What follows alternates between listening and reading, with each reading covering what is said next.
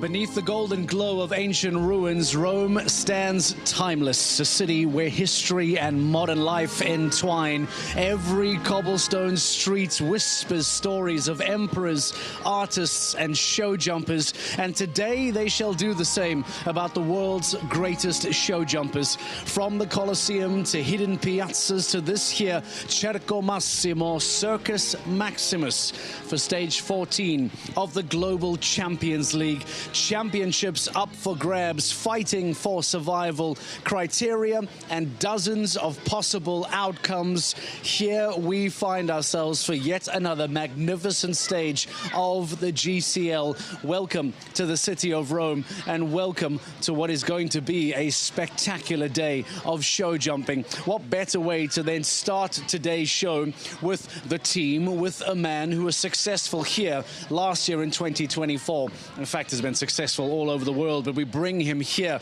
as a defending champion of Rome in 2024. The fantastic Michael van der Vleuten comes to join us, winners of Rome. Good memories 12 months ago of what happened over here? Yeah, that's correct. We had actually a fantastic GCL win last year here in Rome. So fantastic memories about that. I know this year it's a new show again, and but again we try to get the best form here, and hopefully we can get the same results as last year. I think we've become used to, Michael, a couple stages where maybe you think it's a clean sheet stage, maybe it's a stage where you expect fences to fall. Last year, Madrid Emotion won this on a clean sheet. Is it fair to say that a ring like this is expecting clean sheets to win, or is it maybe expecting some fences to fall? What kind of ground does Rome generally provide? Yeah, I think first of all the arena, I think it's a beautiful size to ride in for the horses. It's an arena that you can really jump out of a good rhythm, which make the horses way more easy. The footing seems to be very well this year, and but okay, it's the course designer also knows this and try to make it also this year as difficult as possible for us. Last year it was you and Edu were jumping clear. We know that Victor had a great day on the Longines Global Champions Tour, the Grand Prix, going on to win there. Today it's you and Victor. The great story is that between all of these Madrid Emotion riders, there's some kind of success story that comes out of Rome. Is there any way to draw inspiration from 2024, or is it just a great story and you put it in the back pocket and come here as a fresh day? Well, I think it's more that we have the good memories here in Rome, but I think we also know all three that that this is a different year. We also have different horses, not all of the horses, but also some new ones. So it's gonna be different, and but as I said, we tried our best to bring the horses here in the best shape, and we have to stay focused both rounds and see how far we can get. Talk to us about who's in the stable this week for Michael van der Vleuten, because when I think about Michael, I think about O'Bailey, I think about Elwicki, I think about Beauville. You bring a young 9-year-old stallion to Rome, if I'm not mistaken, hasn't jumped in a GCL before, jumped last week in Vienna. Give us thoughts on who you have here and what leads to Quastor being selected this week. Yeah. So basically, we try to bring one horse out of our best group to perform well here in the Grand Prix. But also sometimes we try to bring up some new talented horses. And this, as you said, this week I have a 9-year-old. To correct, it's a gelding. Oh, apologies. But it's not correct in the passport. But no, Quastor van der Heffing. It's owned by Tal Milstein, and it's a horse that I think has the right talent and the potential to grow up in this level, and someday it has to be the first time, you know, and that's today. So let's see if the horse can surprise me with a good result and hopefully he will be useful for the coming events. Were you happy with how he jumped as an individual in Vienna? Did he show of course. We had an unlucky fault. Maybe it's a bit the experience he's missing at this level. But as I said, the horses, they need to get their chance, and I think he's able to perform well today. Okay, well, Michael van der Vleut and Victor Bettendorf jump GCL round 1 for Madrid in Motion today. Champions in 2024, looking to repeat that and have another great year 12 months later as we find ourselves once more at Circo Massimo here in Rome for the next stage of the Global Champions League. Best of luck to Madrid in Motion. Best of luck to Michael van der Vleut, and we'll see him and Victor Bettendorf coming out 9th just before the break later on today. Before we get stuck into the rest of today's program, let's remind you as to where we find ourselves. This incredible city once again plays host to us, and we sent Dan Strange out on a bit of an exploration of the city of Rome. Rome, the eternal city where every stone tells its own story, right at the heart of the ancient empire. This is a place where spectacle has always been central to everyday life.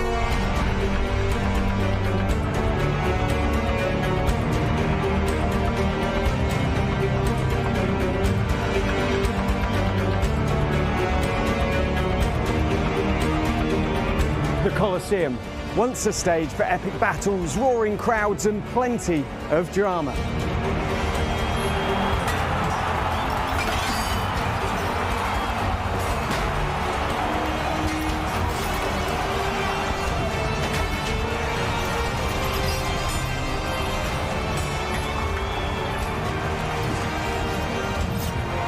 Just a few steps away is Roman Forum, which socially and politically was the centre of the city.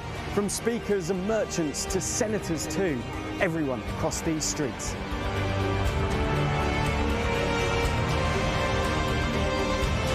It's impossible to walk anywhere without stumbling upon history. Up there is Colle Palatino, the Palatine Hill, where as legend would have it, Romulus founded Rome in 753 BC. It's where emperors built their palaces, and of course, where from those palaces they could hear the roar from the stadium we're about to rediscover.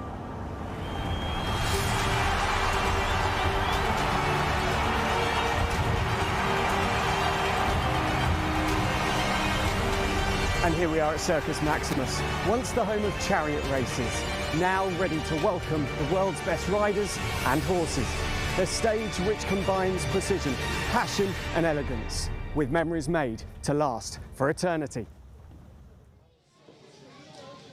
You talk about history, you talk about culture, you talk about age and depth and experience. Well, then there is arguably nowhere better to be than here in the city of Rome for the upcoming stage of the Global Champions League. The big conversation now becomes, what was the impact of the previous stage? What brings us to this point here in Rome today?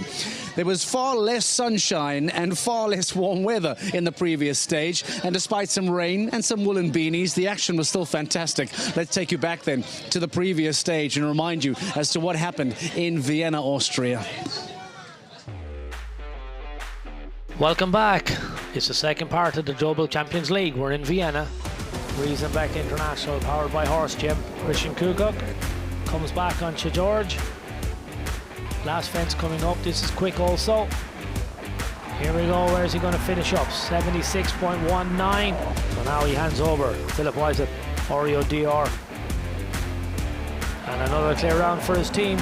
Riesenbeck International. That's a strong showing from them. Valkenswaard United. Marcus up first with Prum de Rosset. It's the 14-year-old by Put Blue. 1, 2, 3, 4. You can see he's making the adjustment. Finishes up, clear round. The Hans Dieter Dreyer. Can he keep it together now? He's a 16-year-old by Balabé de Rouet. Whoa, has a front trail off with the hind legs is really unusual. They finish up on 8 penalties. Prague Lions. This is a horse he rode in the first competition as well. He had a clear round obviously on that occasion. He wants to double up now and have a double clear. He did that in Valkenswaard. Can he do it again? Here's Brick, last fence. Here we go, pressure's on. 79.68. Peter the Boss. Back rail now supports 1, 2, 3, 4 strides. Helps it off the front. We're inside the time. We now have a team on 0 and Arena Rumburg. As you can hear, the arena's gone so quiet. Let's see what happens. I think we're in trouble. We're already in trouble. We have a winner. Yeah, we're very happy. Our horses jumped really good both rounds. So yeah, we couldn't ask for a better outcome. We needed to perform here to get again some points for that playoff ranking, which is so important, and we managed it. So very nice.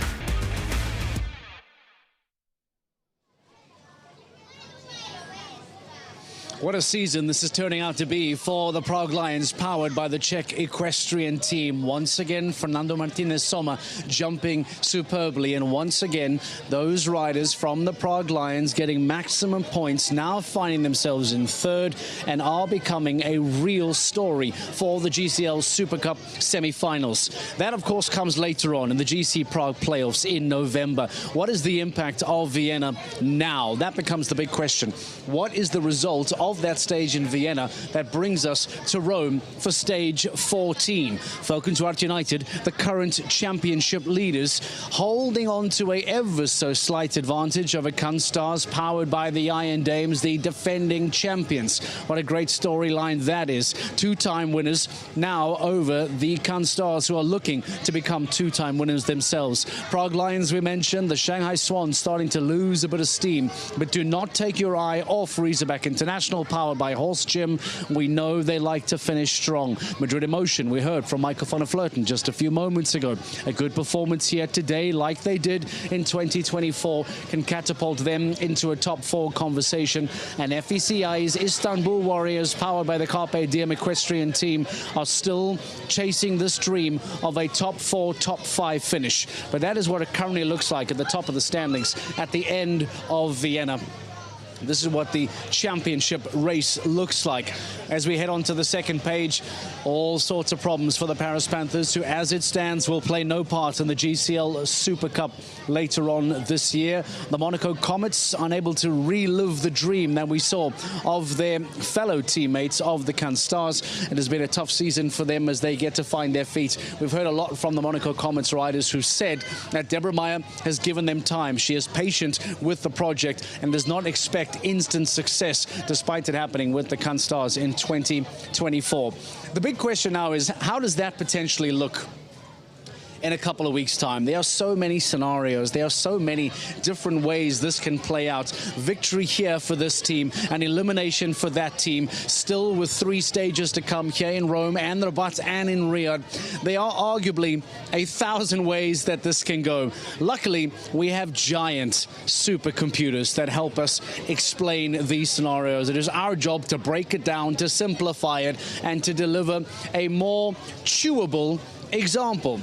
Dan Strange joins us in the studio to have a conversation. Dan, we've created a graphic to try and simplify this. I need your help in understanding. I was going to say, good luck. I need your help in understanding this, because this takes a little bit of projection. It takes a little bit of the what-if game. Yep. Talk us through where we are now, what are the criteria we are basing this on, and what does this tell us? So win percentage, win likelihood for Valkenswaard United at 52%. They can get over 300 points. They're the only team in the Global Champions League, Valkenswaard United, who can do that. The second round in Vienna was huge because Valkenswaard United managed to get themselves on the podium when Kunststars and Shanghai Swans slightly fell away, had bad rounds, it didn't go for them. And the dream of GCL, Dan, is to perform well when those around you do not. That's what makes that Vienna performance so important. Exactly. Now, if they average their 20 points per round, which they've been doing, it means Kunststars in second, you see 30% win percentage chance, have to score 75 points from 3 rounds. Now, put that in perspective. They're one of only 2 teams in the top 7 who haven't podiumed in the last 5 rounds. So their form for Kunststars is not where it needs to be. They have to make up 5 points a round on Valkenswaard United over the last 3 rounds, which includes here in Rome. Then dropping down to Prague Lions, the red-hot form team, they still have a 10% chance of winning this league.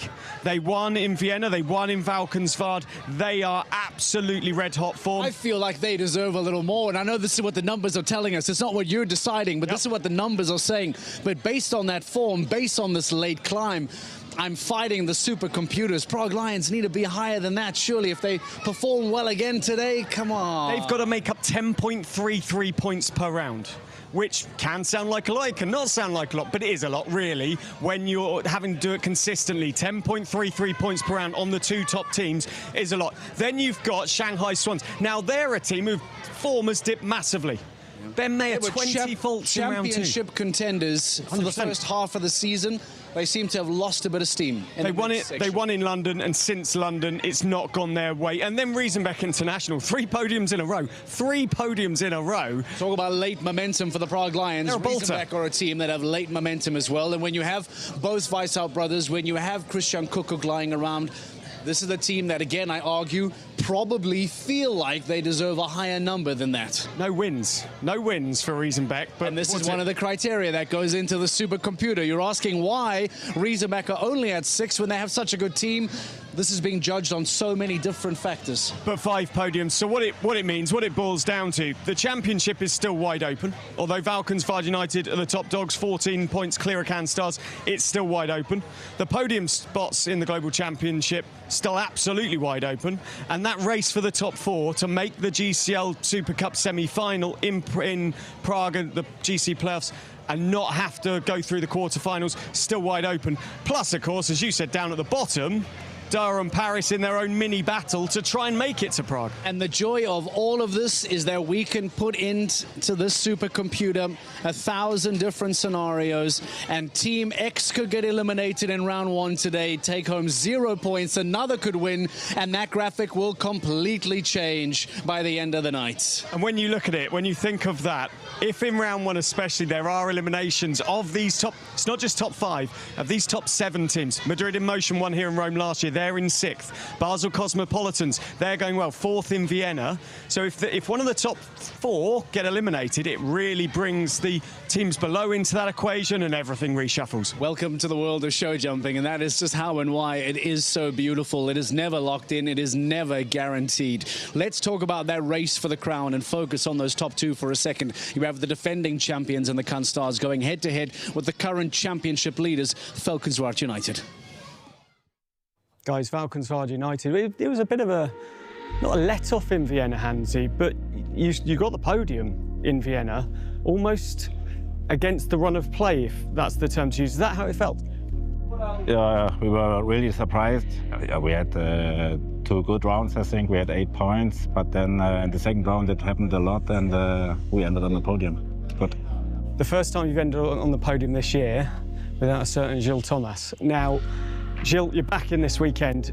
You're 14 points clear in the championship race. How much is it excitement looking ahead at potentially winning another GCL championship for Valkenswaard United? And how much is it anxiety of looking over the shoulder and hoping Canstars don't catch you? Yeah, it's been a long season and every result counts, so it can go quick, but it also can go quick the good way. I think we are here, both of us, with our good horses. But yeah, now it's actually the season almost over, only 3 stages to come. So yeah, we are looking forward to Riyadh. How has what you did last season helped you this year as you try and chase down Valkenswaard United? Yeah, it of course helped a lot. We got a lot of experience last year and had a very good success over the whole season. Yeah, this year we're gaining or aiming again to get a lot of points, and yeah, at the moment we are 2nd. Hopefully we can gain some more points, and yeah, I think the goal in the end is to be on the podium, but maybe we can yeah, be on top again.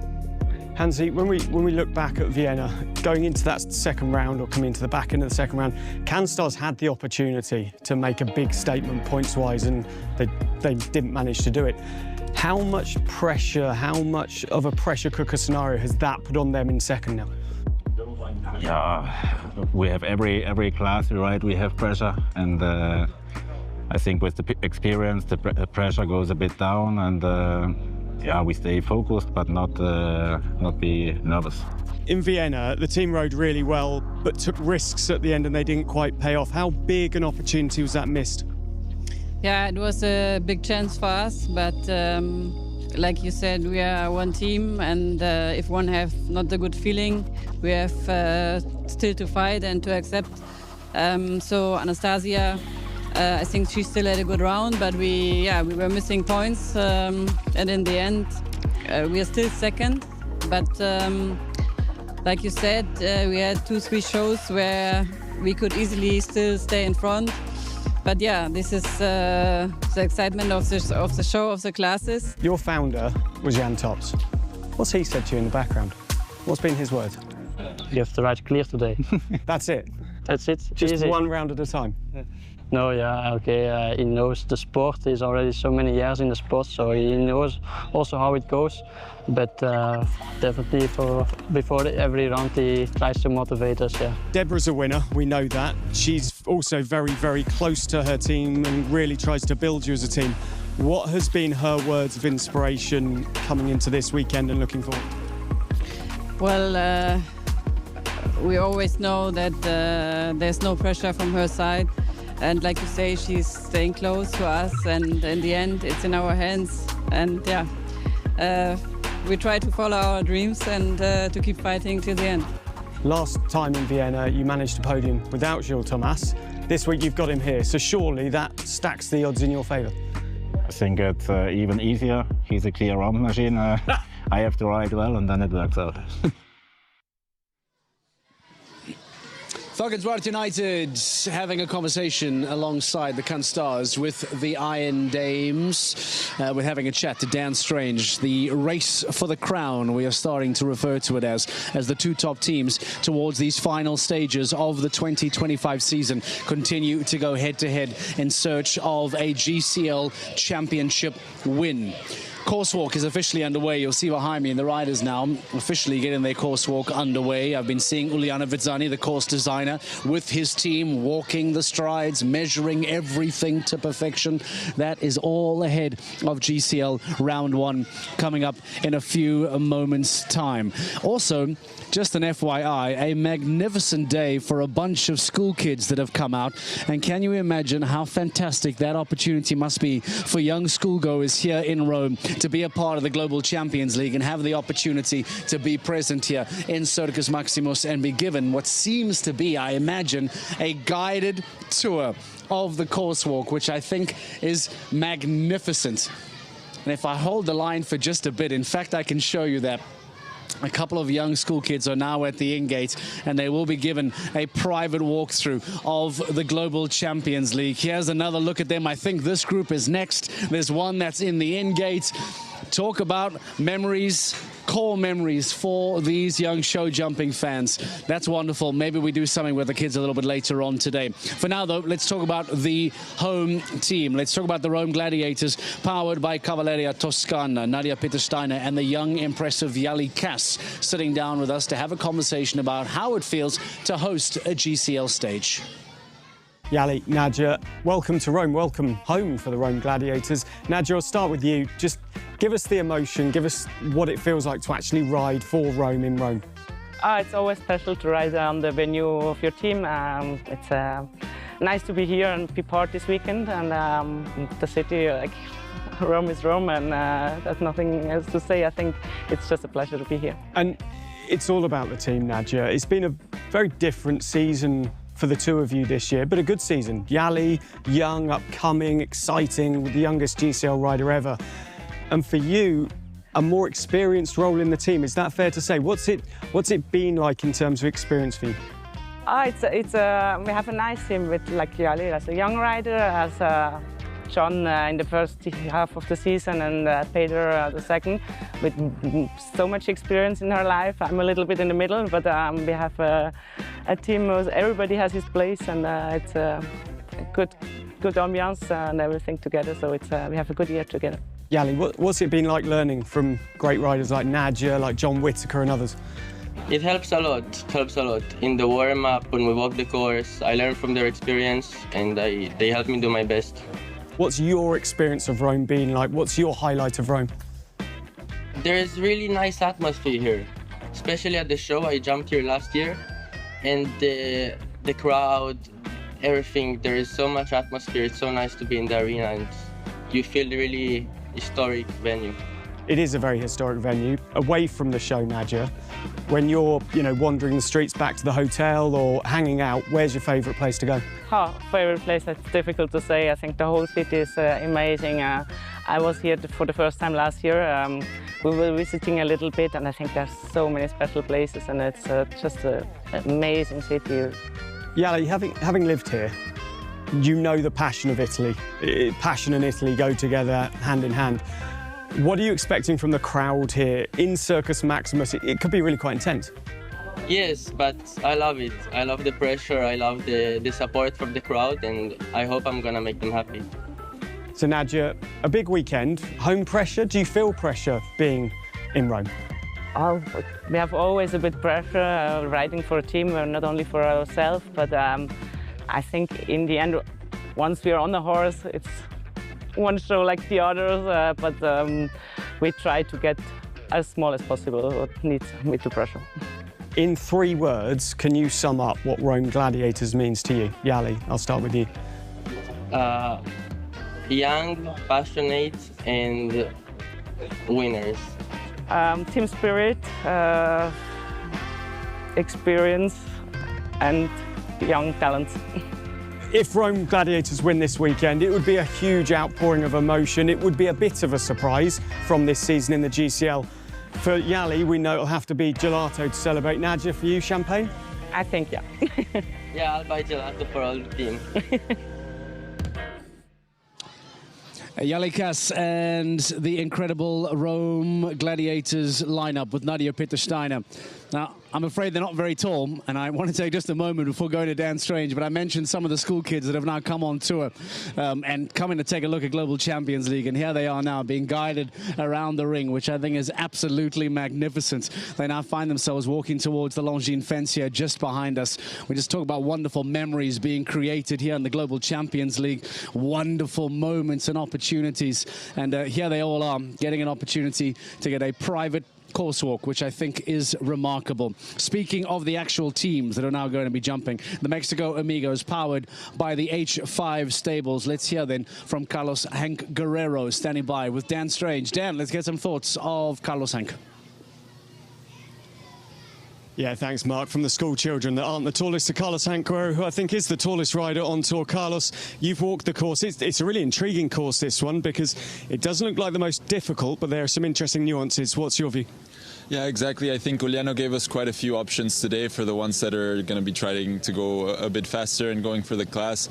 You already start from 2 to 3 already with an inside option, and then 2 rollbacks to big enough oxers that have not so much space. After 6 AB, you have an inside turn to number 7, and then the double vertical straight after with 5 strides. So I think that's one of the bigger options. And then after that double verticals, another inside turn, which is tight enough to this Global Champions Tour oxer. So I think overall it's quite a fair course. If you do those inside options, it's also going to be tricky enough.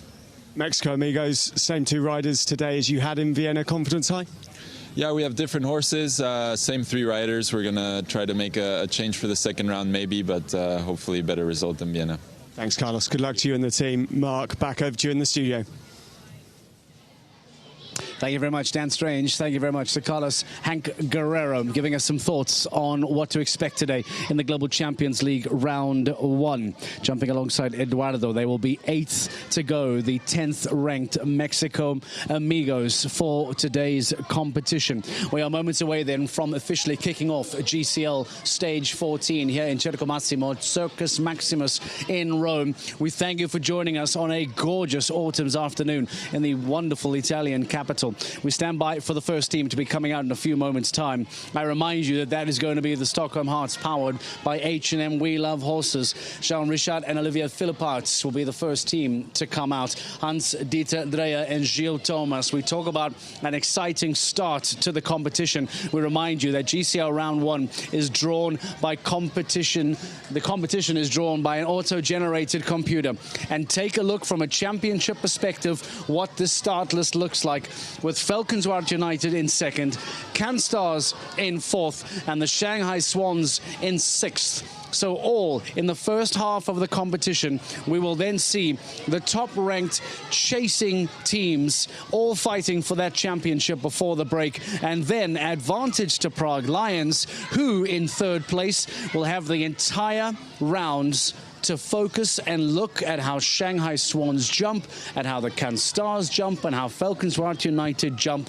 It is an early advantage to the Prague Lions as Peter de Vos and Fernando Martinez Soma on Jarina and Lady van der Hartenhoven respectively will go on to go last.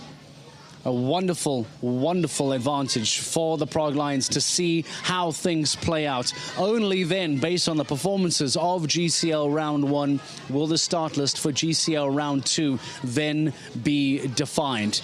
We stand by and await the start of the competition. Maybe take you through some of the rest of that. Scandinavian Vikings then just before the Prague Lions. Basel Cosmopolitans, we spoke about Marlon Modolo Zonatelli and Sasha Nygaard.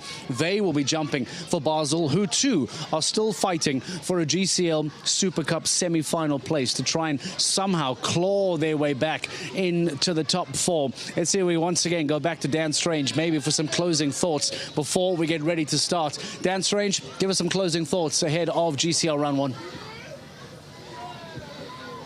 Yeah, thanks, Mark. Well, I'm in the arena with Angelika Zanatelli. Angelika, you've walked the course. Confidence for Monaco Comets high today? It's always before you walk the course you wonder what will be any difficult lines and so.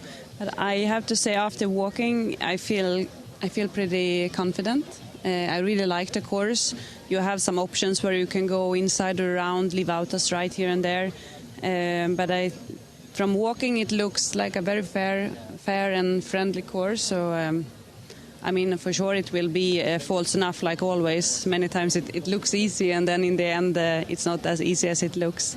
But from walking, first impression, very nice course. When you look at the movement of the course and how they've designed it, it looks like the sort of course where balance is important. But, of course, round 1, time doesn't matter as much because you're not chasing the clock all the time. How does that suit your horse? Yeah, I need to be a bit aware of the time. Yes, that I don't spend too much time for getting a time fault. But I do like the course. My horse has a big stride, which I think helps in this course as well for the lines. So from walking, it feels like it will suit my horse. Yeah. We've been speaking a lot to Canstars. Obviously, they're second in the championship at the moment. How have you seen the season as going on debut for Monaco Comets? Because obviously Iron Dames have both teams. How have you seen the season from the team that are new to the league, from the team that have had a more difficult season? Yeah, we have very good riders. We have been a little bit unlucky with the horsepower. Some horses got injured, which of course some of my best horses were injured, which changed also a bit the situation. But now I think we had a few shows that was not great, but we still have a couple of shows left, and we really want to perform. And I think we have a good setup for the last few shows. So yeah, we each show like always, but we will try to do our best and hopefully get some good points this week. Angelika, thank you so much for your time. I'm just going to actually come over behind Angelika and have a word with her husband Marlon from Basel Cosmopolitan. Sorry to jump in there, Marlon. You've had a look around. Basel in a really interesting position because the chase for the top 4 is still on. What's the conversations in the team? Yeah, definitely to try to reach that and be focused on each round, to jump clear rounds and try to get better results by the end of the season now. This season, Basel seem to have always put in good performances in the first round, and obviously in Vienna, 4th place as well. Shall we? How do you aim to convert that into round 2 here? No, I think most of us riders on this level, like me, Zasha, and so we've sometimes rode fairly young horses on this level, like unexperienced horses. So sometimes we had rounds like me in New York with 2 down. My horse jumped great, but still had 2 down. I think we're getting more and more consistent on that. And yeah, you see Jana is often jumping clear rounds on those rounds with her mare. And I think we just need to be a touch lucky that we bring it together all at once. I spoke in Riesenbeck to Marlon Bayer-Johnson, and she was saying that H&M Indiana can't stand school children. There's a lot of school children. I know you're a dad of 3 children. I assume your horses are better with kids because they're around them a lot. They are used to it, playing soccer around the ring and screaming and jumping around and riding their ponies, so hopefully they'll be used to the kids here today. And when you've looked at the course, you've obviously been and walked. We're right by the 12th fence here, which is really an unusual one because there's not much of a run out afterwards. How have you viewed the course, but the back end of the course, because it really does sort of wave around nicely at the end? Yeah, he builds often nice courses to ride, very, very friendly to the horses, but always very tricky. You have faults everywhere, and this line definitely is a tricky line. The horses, if they fall into the right here, they know already they are going right, and with the back screen on the back, many horses gets a little bit shy on their jump, and this is a delicate plank, so it could be a lot of faults here. Marlon, thank you so much for your time. Nuno, come with me a sec, because I'm going to have a quick word with the winners from Vienna. I can see them both here. Peter de Vos, who was late to his winners interview in Vienna, and FMS, who's trying to be late to this interview. Guys, you guys are on flying form, aren't you? You must be really excited for today, surely. Yeah, I mean, every show is different, so anything can happen, but for sure we want to keep the results up. You're on Lady in round 1. I was having a look. She's the oldest horse in the class today. Oh, really? I didn't know that. I mean, she's not that old. She's 14, but yeah, good to know. Peter, thoughts on the course that's been built here? Where is it most difficult? I think it's like always a little bit. It's not really big, but it's a delicate course. You can have falls everywhere. I think the lines are set a little bit with distances in between here and there. But it's a nice way to start, and then at the end a little bit some difficulties. This is going to make you two chuckle. We were looking at the supercomputer, as we call it. We've been looking at the chances to win the championship. Prague Lions still have a 10% chance to win the championship. What do you put your late season form down to? Because you really are, even over Riesenbeck, you're the red hot team. Yeah, I mean, we have a plan for the coming shows. We anyway will be very happy to end up in the top 4, so we will just keep fighting and see the result that comes will be good enough. Guys, do you reckon you can third win since Valkenswaard possible today? We like to celebrate after the class. Let's try to focus now. And Peter, hopefully we can do the celebration later on, but not now. Okay, here's the deal. If you win, you're on time for your interview, yeah? I will, 100%, okay? Guys, good luck. Thank you so much, Mark.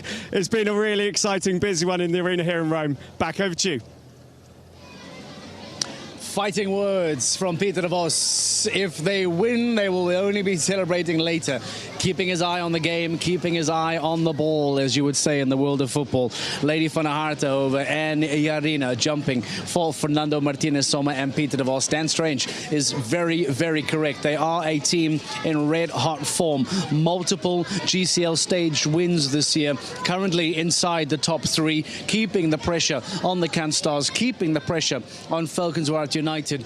The Prague Lions, powered by the Czech equestrian team, are a threat to be reckoned with. Can they go on and make it onto a podium again here by the end of the night? Final groundwork being done behind me. Coursewalk officially wrapped up now. That means that we are moments away from starting today's event. Let's remind you as to where we go from here, because of all this championship talk, it is not just about being here in Rome. We need to cast our eye ahead. We have to focus on what is still to come over the next couple of weeks. Because from Rome, we then head off to Morocco as we broke ground in 2024, moving to the African continent for the very first time in 2024. We will once again return to Rabat next week. That will be the penultimate stage of points earning possibilities for the teams, after which we head to the GCL final. That final stage taking place in the Kingdom of Saudi Arabia, as Riyadh will once again be the defining moment. The question now becomes, when does a champion get crowned? Is it going to go down to the final day in Riyadh? Will Valkenswaard United win the title before? Will they slip up and Canstars, Prague Lions, Riesenbeck International? So many possibilities, and it is all to be decided here as we get ready for the start of Global Champions League Round 1. We welcome you to the incredible city of Rome. We welcome you to stage 14 of the GCL, which starts next.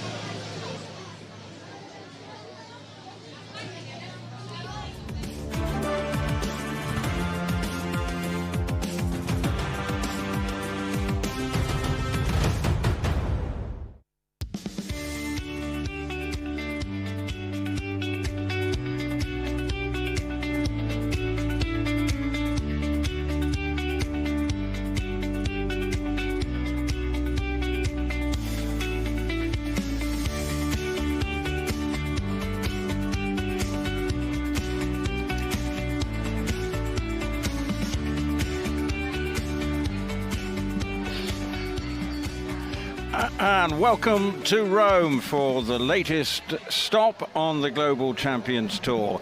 What a glorious place to be in October. This is leg 14 of 16. We're building up to the climax of this captivating season here in Rome. And we've come to the Circus Maximus, and there is just history all around this place. The venue that was seen of sporting drama way back when the Roman Empire ruled the world, but here now we are able to celebrate the best of equestrian sport, not too far away from the famous Colosseum landmark and other many splendid landmarks in this city. So lots to look forward to in terms of competition. The Eternal City is bathed in wonderful October sunshine, and now we are getting ready for the first round of the Global Champions League here in Rome.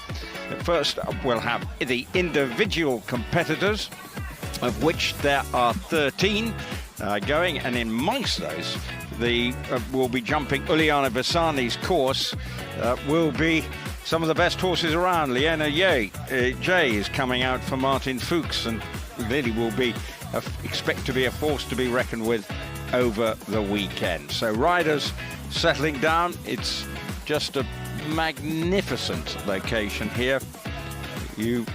We have so many splendid stops on the tour. Gilles Thomas amongst the riders that come in, who's had a fabulous season, brilliant in New York recently, and some of the other riders taking a look at the course. Henrik von Eckermann, distinctive in his shades, but others taking a good look at the course, which possibly, and one of those there, Edwina Alexander Tops, saying it's a fair course, but you'll need to be as accurate as possible because it's not without its challenges. 155, so not at the maximum height as is traditional here, as we get a lovely shot of the Circus Maximus from our drone above the arena. And here is the starting order, and as I mentioned, some big names coming out: Christian Ahlmann, Martin Fuchs on the aforementioned Liena J, and then we have amongst the others, we have Harry Schmolders, who's been so good on the Global Champions Tour Grand Prix circuit this year. And then number 14, Jane Rickard, is the one that starts the team competition off after we've had these 13. And they're just confirmation, a veritable who's who of show jumping elite riders and indeed horses through. And one young talent there, Jali Kast, just 17 years of age, but making great waves at the moment. Simon de Lest has been in good form, and then look at the final few now. Henrik von Eckermann, Christian Kuckuck will surely be competitive with his team this afternoon. And then with the final group of riders, we end with the Fernando Martinez Sommer and Peter Devos representing the final team. Prague Lions, they will be last to go in the team element. As we look back over the city, for the drone operator, he probably doesn't know where to look because there's a landmark to the left, to the right, and front and backwards for him to zero in on. So it is just as good as it gets in terms of location, as good as it gets in terms of weather, and the scene is set with a good crowd in to enjoy the action here. First of 3 days of action, and getting ready then to begin here in Rome. It will be a young rider to come in very shortly to set the tone and see how the course ride. People watching on, just making sure they get a feel for what is coming up. And in comes Inigo Lopez de la Osa Franco, 22 years of age, and riding Naskar van Siamshof, and had 8 faults in Vienna in this first round as an individual a couple of weeks back. So can he improve on that this afternoon? The course has 3 doubles. I think the one that might be the one that catches It is the third of those, 11A and B, because it's set quite high and a big spread as well. So on the second part of that double. Well, the bell sounds for the first of the 5-star classes to get on. It's the individual aspect of the first round of the Global Champions League. Plenty of money at stake as well. So one round speed is going to be part and parcel of this competition, where there may be opportunities to cut the odd corner here and there. So we're up and running now.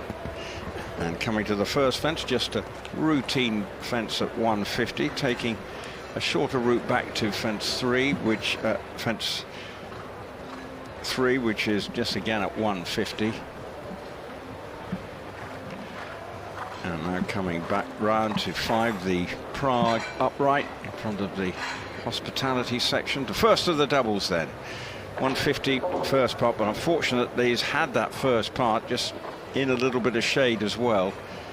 Flicking that down, turning back to this next fence, 170 with a crisscross top.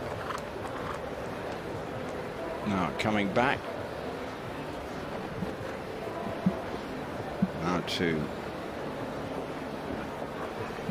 10, Liverpool. Now the turn back to this final double. Again, a one-stride double. 150 the first part, but in the second part 150 with a 160 spread. And jumps the second one. So not bad at all for Inigo Lopez de la Osa Franco. And just 4 penalties there, so an improvement on his performance in Rome with his horse, this 12-year-old, Naska Vant Siamsov. And the time of 73.75. Time allowed is 80 seconds. So that was easily achieved. Now I'm sure there'll be plenty of support for the next rider. Part of the Rome Gladiators, but not required in round 1. I refer to Emmanuel Gaudiano, who is coming in.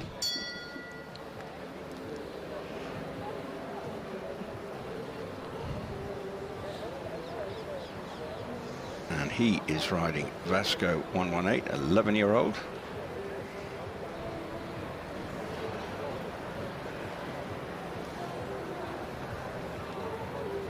Turning at the far end of the arena from the in-out gate. Get with a splendid backdrop, and he begins now. First fence is very small by comparison, just 145, just faintly brushes that.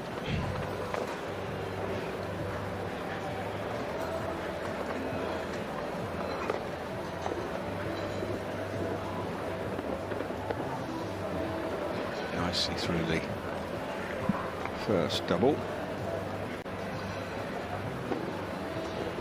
Now the second double, again just a one stride.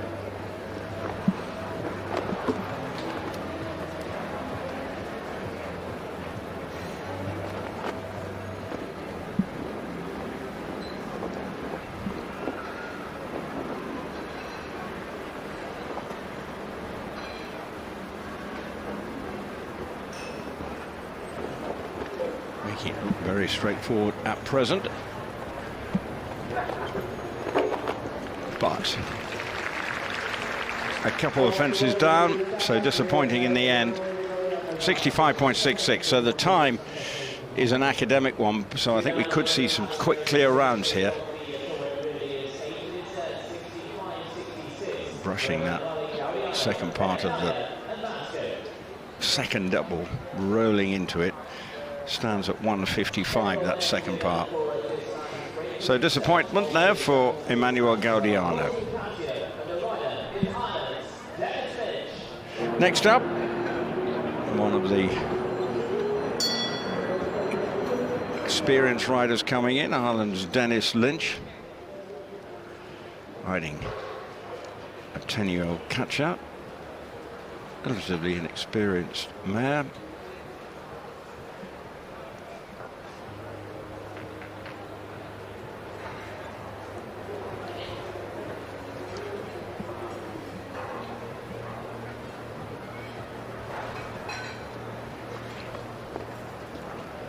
ready to begin his round.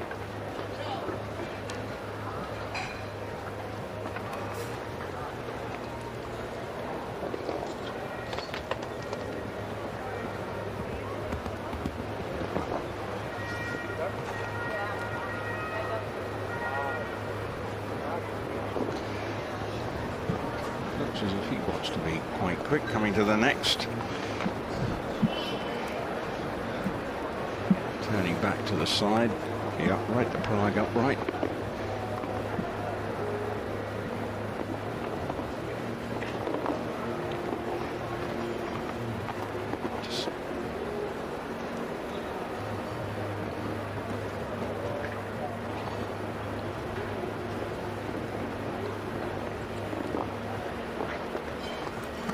Clear at present.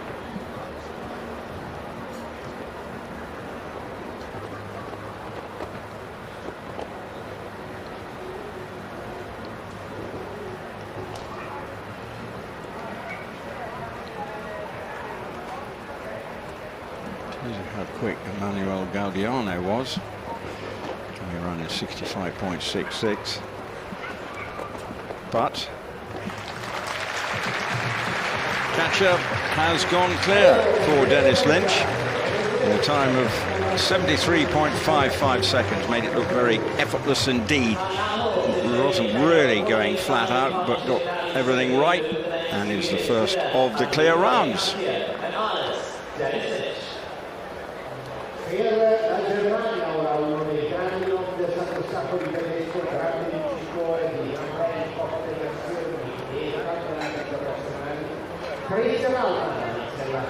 Look like having the fence down, so happy days for Dennis. Next up, another of the vastly experienced competitors coming into the arena, and it is the German rider Christian Allmann, and he is riding Clint Trexo, 16-year-old experienced horse.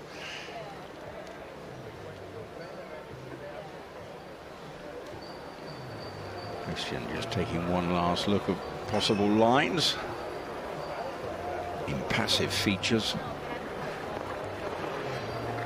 Part of the Shanghai Swans setup.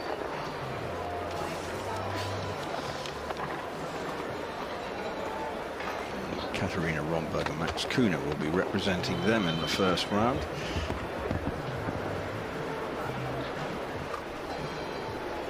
Nice work.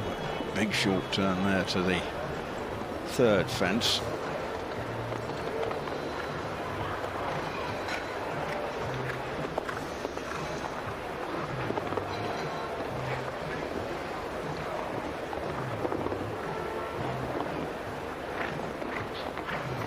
Easily through that. Takes a shorter route to number 7. So he's looking for a quick time. Dennis Lynch's time is, without question, vulnerable here.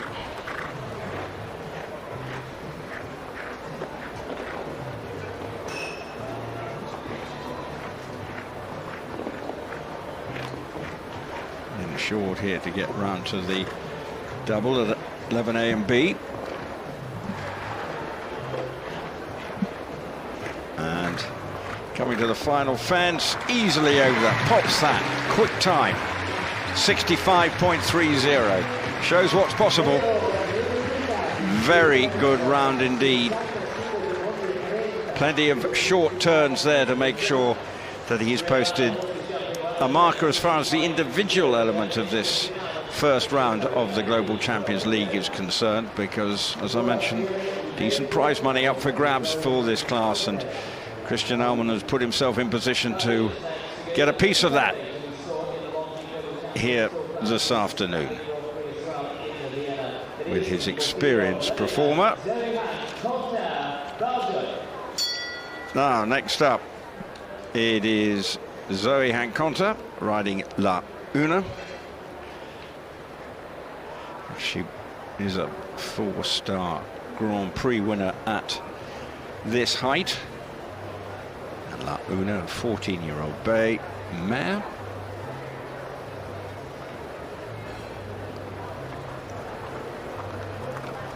So 65.30, the quick time. He was actually quicker than Emmanuel Gaudano by nearly 0.4 of a second.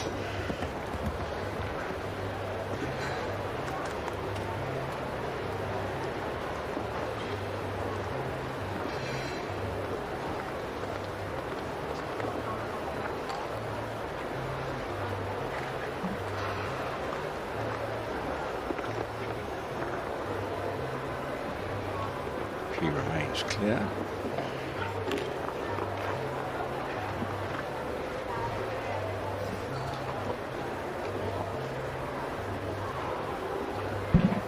But not there, just didn't get the elevation. So first fence down for Zoe here.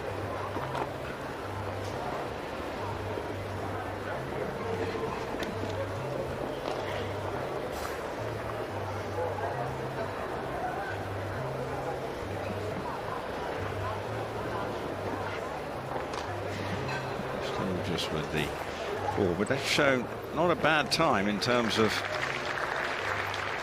speed, 67.06, and again without having to go flat out. So there really is opportunities here for one of the combinations to post a very quick time. But when it comes to the team competition, there will be team considerations to be concerned about. Lots at stake as far as the team's competition. Teams vying for the final four to get straight through to the semi-final.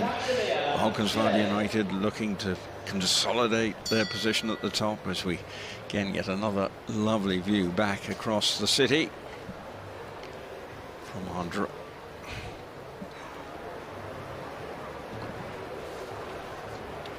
Now from Chile, it is Jorge Matacapdevilla, the Scandinavian Vikings setup, and he's riding the Mescorial PS.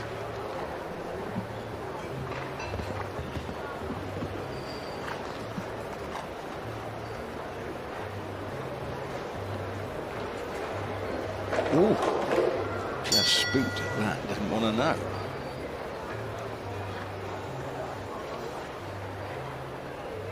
Is he going to put his hand up? Yes, I think. Just took a shortish turn to that, and then horse didn't want to know.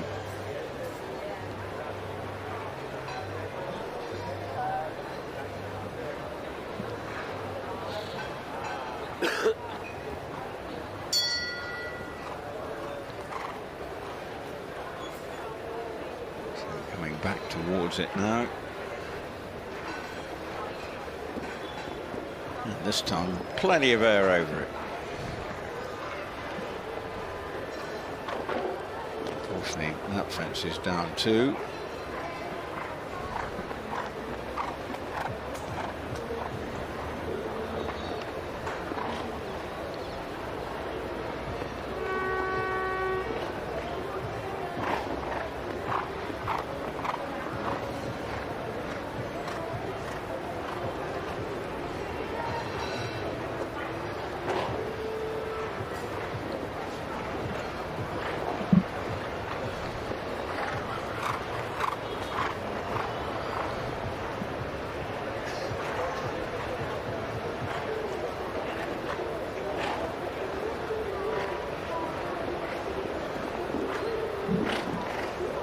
Further blemishes to his scorecard.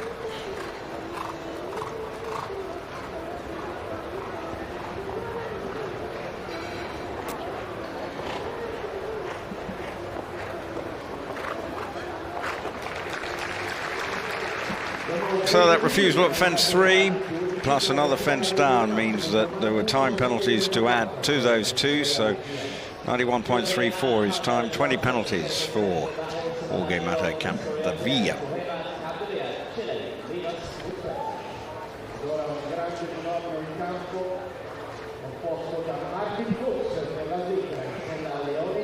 Well, now one of, as we look at the problems that Jorge Mata had at that and then subsequently number 4 coming down.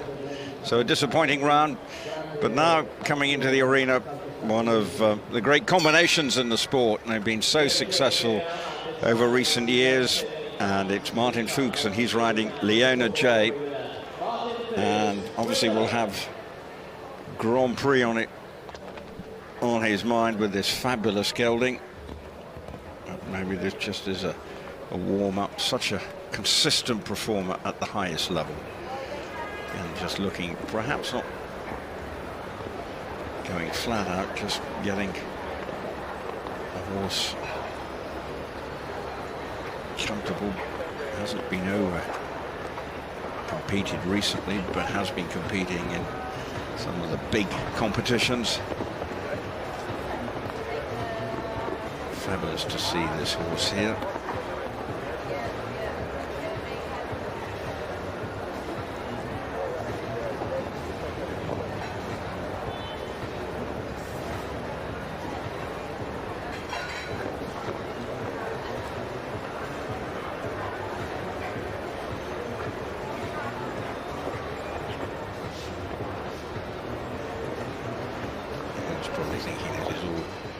Very easy, jumping at 155.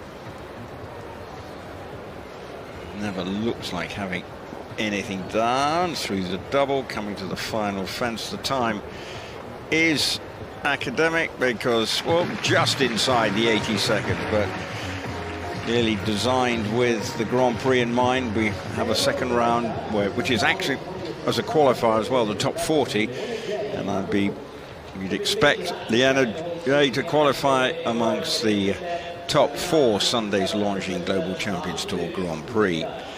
But just a lovely, smooth round from the brilliant horse, making it look very straightforward indeed.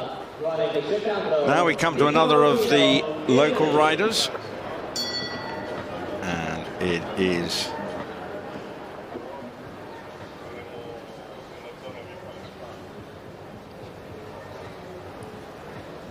Nico Lupino, and he is riding Chicandro.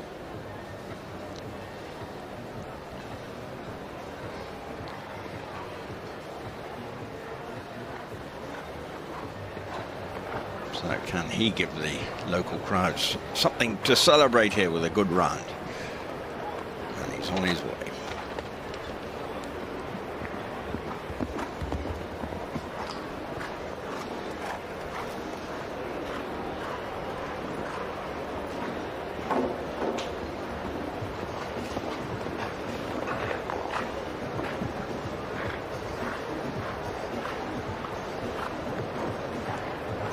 Six-year-old.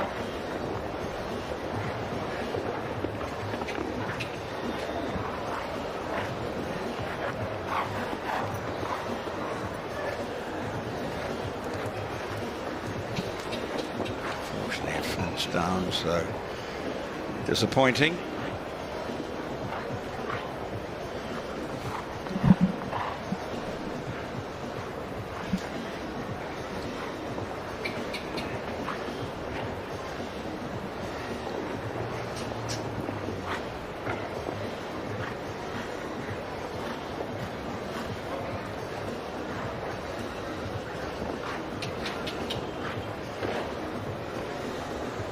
Coming to the final fence.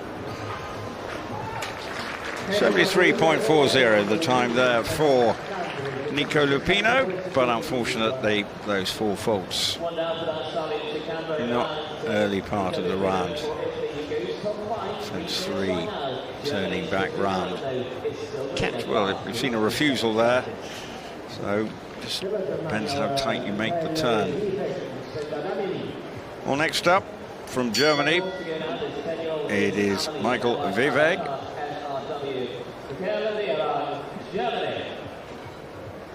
And he is riding Amelie, a 10-year-old bay mare. Time to beat that of Christian Arman if you just joined us, 65.30. A smoothest silk round of jumping from the great Christian Ahlmann, setting the marker for the individual aspect of this first round of the Global Champions League here in Rome. As Michael gets through the first two fences, just brushes that third fence, the Liverpool.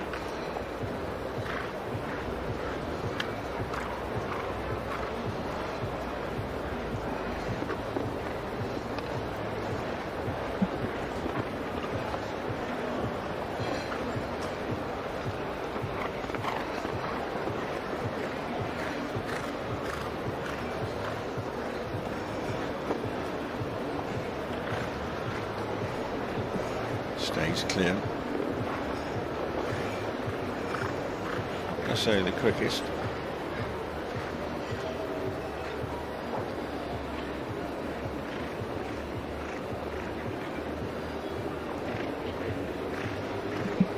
So far so good. 3 more jumping efforts this double. She's through and coming to the final fence, and it's the third quickest clear round so far. The clear round's coming from Christian Ahlmann at 65.30, then a big gap back to Dennis Lynch at 73.55, and Michael 75.13, and Martin Fuchs just dusting off the cobwebs, you feel, with Liena J, but still made it look very easy inside the time. And so we are heading to our next competitor, and looks very pleased with that. A little quiet clench of the fist from Michael, and it was a good round. Well, next up, bit of a winning machine on the tour, and Harry Schmolders is next in. He's riding Divino VD Verethabak Z, a 9-year-old grey, a horse bringing on. Didn't go too well in the first round in Vienna. Can they improve things here?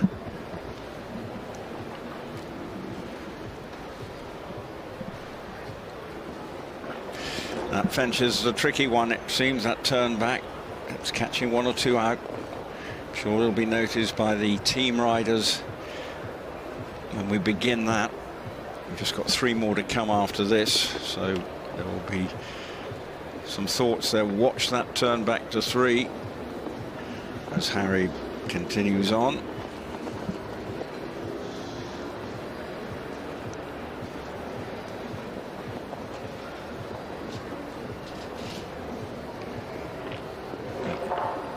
Unfortunately, the first part of the second double has lost rhythm going into it.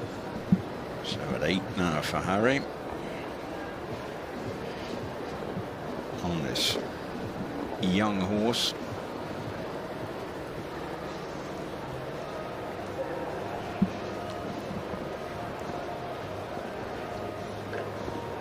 Now to the final fence. Well, an improvement on Vienna, but I'd be pleased to see that. But it's fence 3 that's catching them out, and then being the first part of the double for Harry with 8 penalties. 3 more combinations to come forward.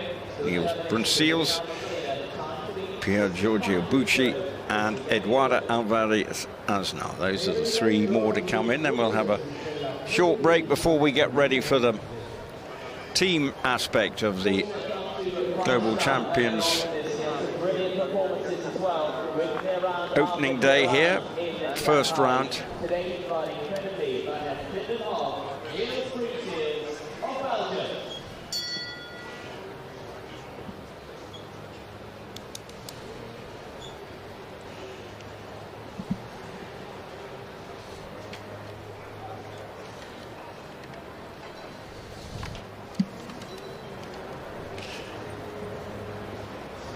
So Neil riding Credibilis van Lindenhof, 11-year-old bay mare. 65.30, the time to beat for these individual competitors.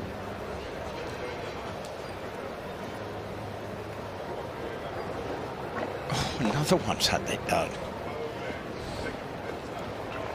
So that's the bogey fence of the first group of riders, this being the 11th rider to come forward.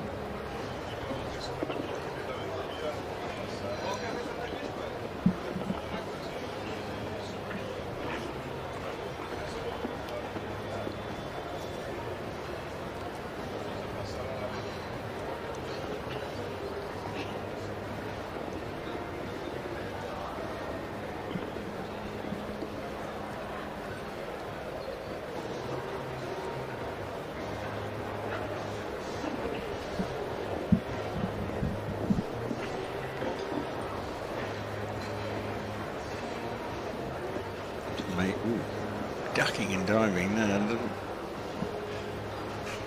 Just wanted to head for the in-out gate, so he took the long route round, but he's regrouped as Niels here. And here's the first part of that double down, and finishes in a time of 79.15, but it unraveled a bit towards the end with 3 penalties. Having the first part of the double and that third fence at Liverpool is the tricky one. So he'll be disappointed with that one, Niels, but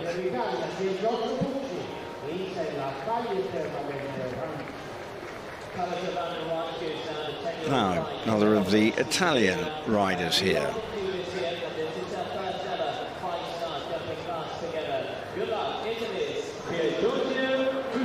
And it's Pier Giorgio Bucci coming in. He's riding Palio Vidi and Ranch.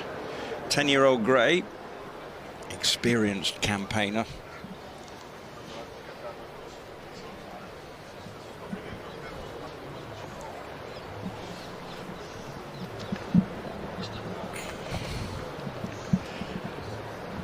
On his way.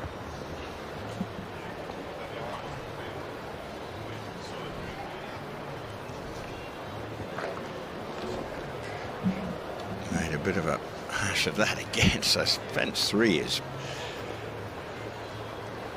a real issue. I'm sure the teams will be taking stock.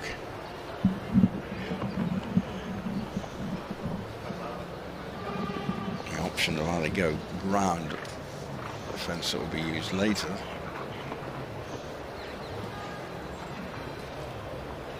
We'll take it short from the second.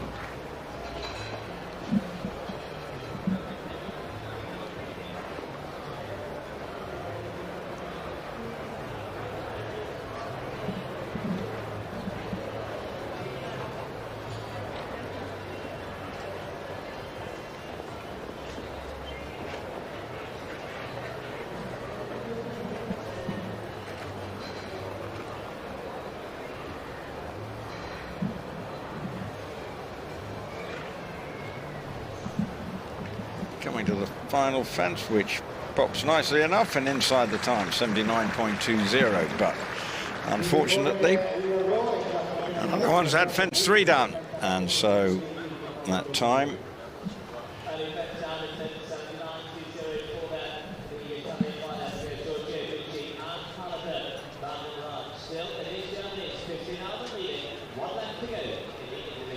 so next we have coming in the final individual competitor.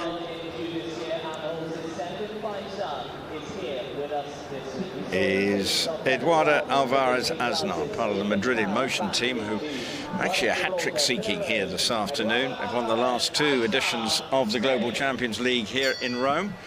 So Eduardo Alvarez Aznar gets ready.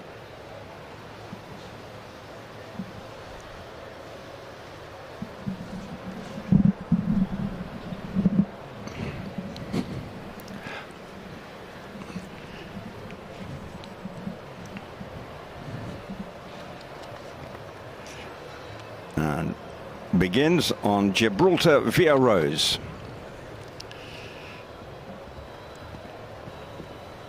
Has Eduardo learnt what's been going on before at this fence? Yes.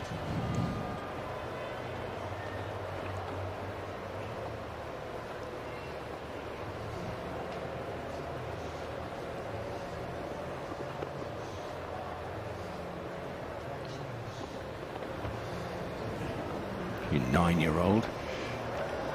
Again, educational purposes almost, but so far clear.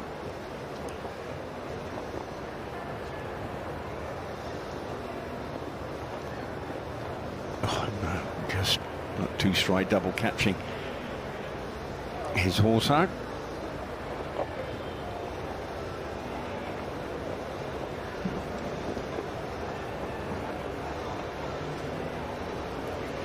Opting for the shorter turn back there to the final double.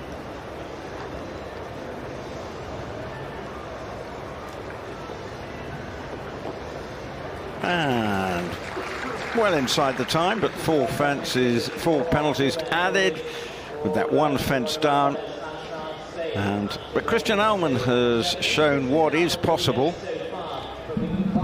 and to set the mark there for Eduardo, that second part of the double causing him the problem, and confirmation that Christian Ahlmann has produced a really quick time and shows what is possible here around this course.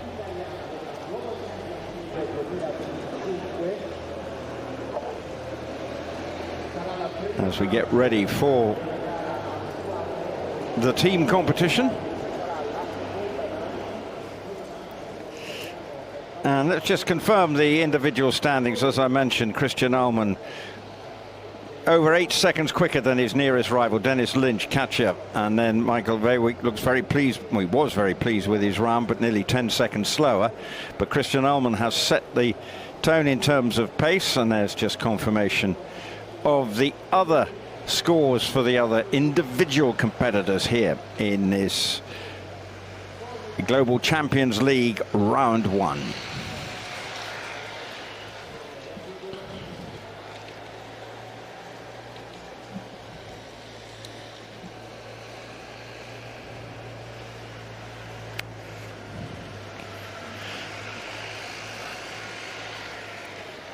Well, that's it for the time being. We'll be back very shortly to begin the Global Champions League round 1, and join us for that. Stockholm Hearts leading the way.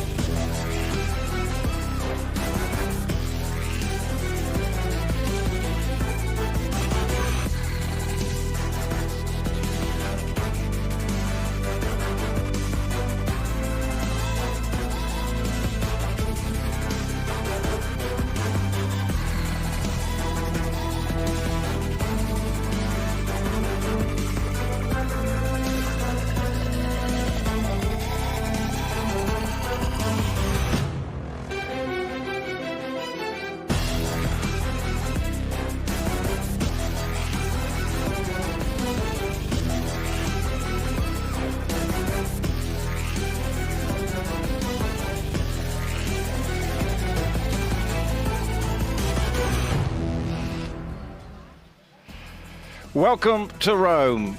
We are here for the 14th of 16 legs on the Global Champions League. We're ready for round one in the Eternal City. What a backdrop. Famous landmarks all around us here at the Circus Maximus. That's where we are in what is one of the great locations on the Global Champions Tour. There is nothing better. Circus Maximus, scene of great sporting endeavour back in the day, but now equine endeavour here for 3 days of high-class competition. And we're getting ready for the first round. We're a stone's throw away from the Colosseum, and the weather is absolutely perfect. 24 degrees in October. What more could you want? And so the spectators here are going to enjoy perfect sunny conditions, perfect food as well, tucking in the hospitality area and elsewhere around this iconic venue. Looking back at the warm-up area, but we're ready. There's a lot at stake now within the Global Champions League as teams vie for position. If basically any of the top 7 could secure the top 4 spot. And look back at the winners now. Madrid in Motion, hat-trick seeking, having won in 2023 and in 2024. Shanghai Swans and Prague Lions, former winners here as well. But Madrid in Motion on a three-peat mission here in Rome. And Michael van der Vleuten and Victor Bettendorf will be steering the Madrid in Motion ship through the first round.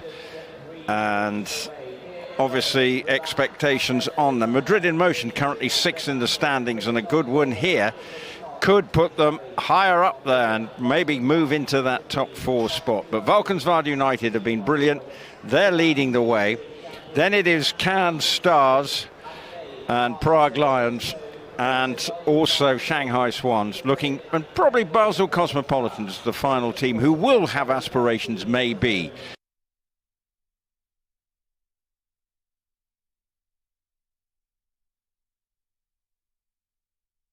Now let's take a look at the course that has been set here, and from the individual aspect there's one fence that they've got to be mindful of as we take a look from the start.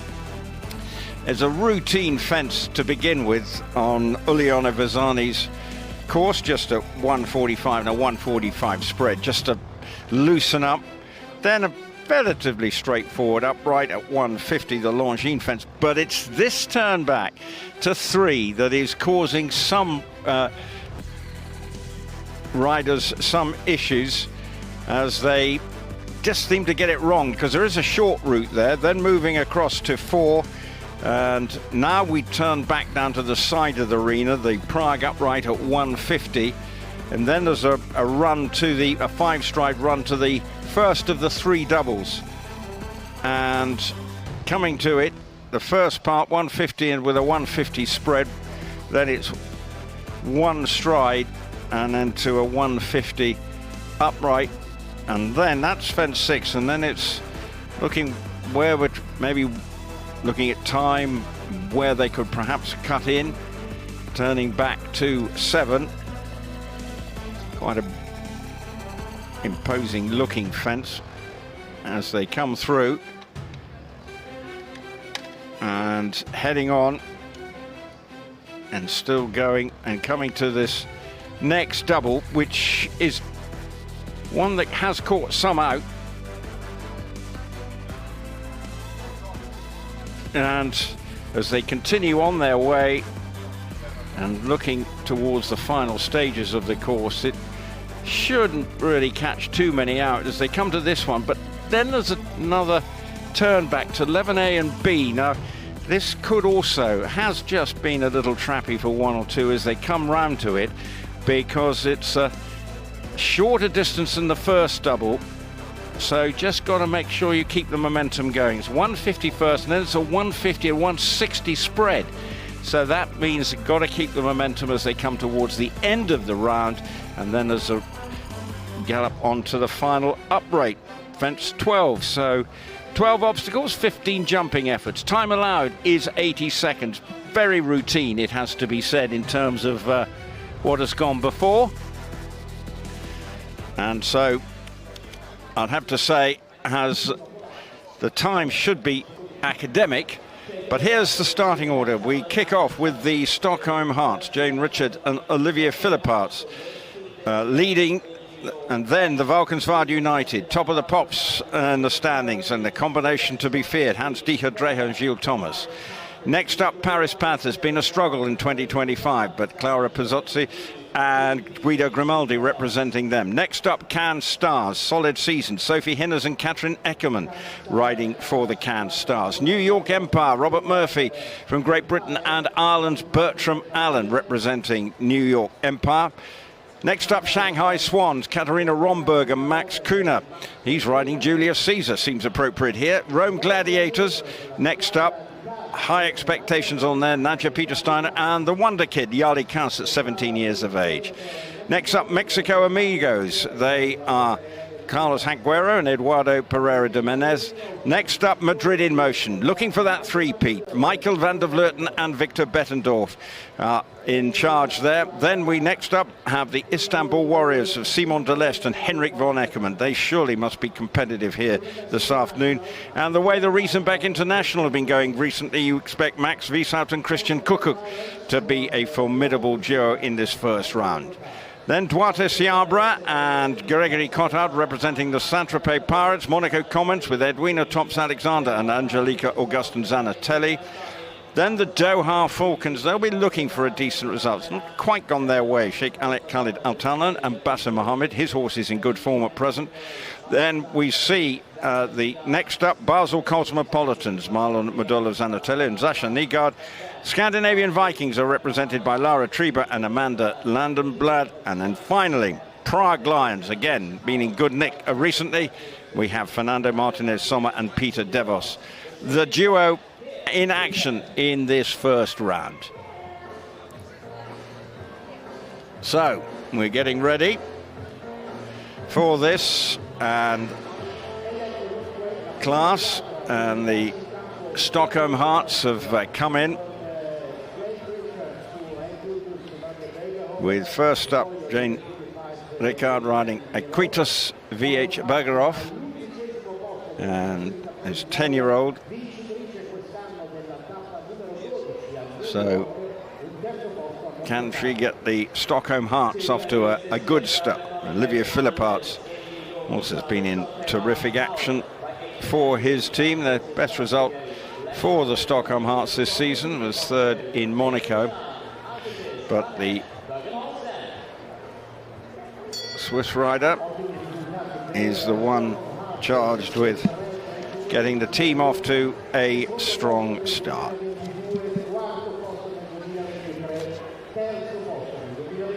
So here we go. It's round 14 of the Global Champions League here in Rome, and we're underway with round one. Stockholm Hearts, powered by H&M We Love Horses, begin. Now let's see where this turn back to 3 is for Jane, no problem at all.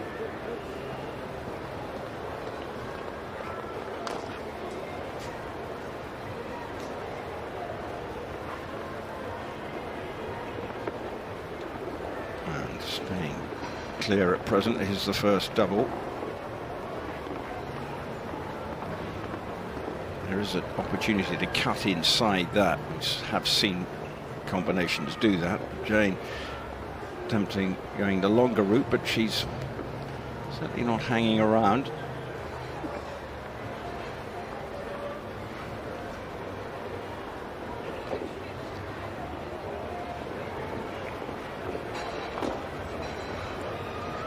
That's a shorter turn back now to come to this double. 11A, and this is a good round. And a good solid start there, 71.72, clear round. We know it's possible to go really quick round here, 65.30 was set by Christian Ullmann earlier, but that was a good round. Horse very willing there, this 10-year-old gelding, getting them off to a really good start for the Stockholm Hearts. Of course, really not only the individual aspect, but also team order where you go. So if there's, I feel we might have some double clears, but it'll be about time. So Olivier Philipparts, and he's riding H&M Miro.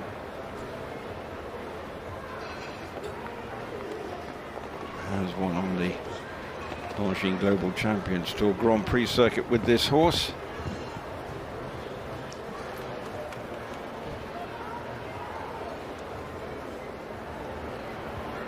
So, looking at the setting the tone, and he stays clear. Into 5.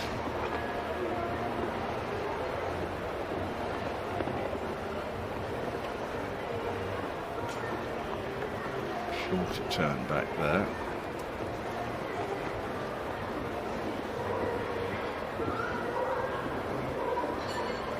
Easily through the double.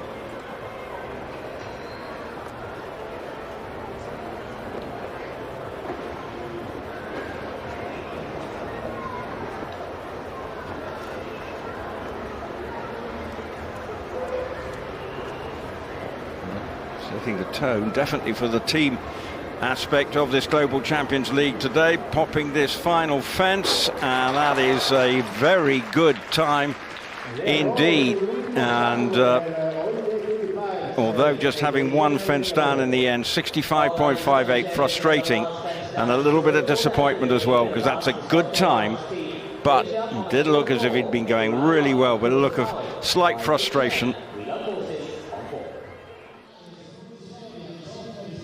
A late fence falling for Olivier Philipparts, and H&M Miro takes Stockholm Hearts just inches away from a double clear in GCL round 1. Jean Richard with a wonderful clear to start. So Stockholm get us underway with a 4. Next in the ring, the current championship leaders. Falkensrud United, Hans-Dieter Dreyer and Gilles Thomas make their way into the ring.